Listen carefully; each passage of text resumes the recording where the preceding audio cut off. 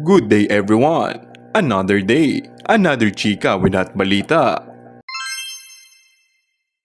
For the first time nga, ay nag-guest ng live via Zoom si Chris Aquino sa Fast Talk with Boy Abunda noong February 14 na araw mismo ng kanyang kaarawan.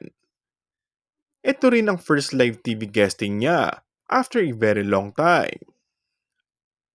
Sa nasabing panayam, ay idinatali at ipiniliwanag ni Chris ang estado ng kanyang kalusugan ngayon at inaming hindi maganda ang resulta.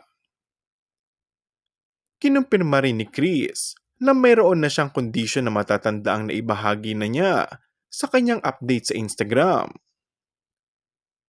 Apektado na rin daw ang kanyang puso dahil magang-magana raw ang muscles na nakapalibot sa kanyang puso. Tanggap na din umano ni Chris na ang araw-araw niyang buhay ngayon ay pahiram na lang daw ng Diyos. Nagpasalamat si Chris sa host ng show na si Boy Abunda at inihabilin niya ang kanyang dalawang anak sa kaibigan. Nangako ka sa akin, kagaya ng ilan sa pinakamalapit na kaibigan ko at yung mga kapatid kong babae. Nangako sila na kung ano man ang mangyari, ay meron akong dalawang kaibigan lilipad dito para samahan yung dalawang boys ko, ani ni Chris.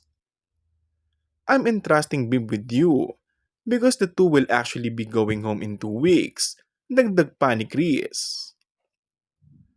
Naggawa ring biruin ng Queen of All-Time Media, si Kuya Boy Abunda, na mag-share sa kanyang medical bills dahil pumirma nga ito ng bagong kontrata sa GMA7. Inamin ni Chris Aquino na magiging mahirap ang susunod na 6 na buwan para sa kanya. Nananawagan din ito na pagbigyan siya ng mga dasal. Kung bago ka lang sa aking channel ay mag-subscribe at pindutin na rin ang notification bell. Maraming salamat!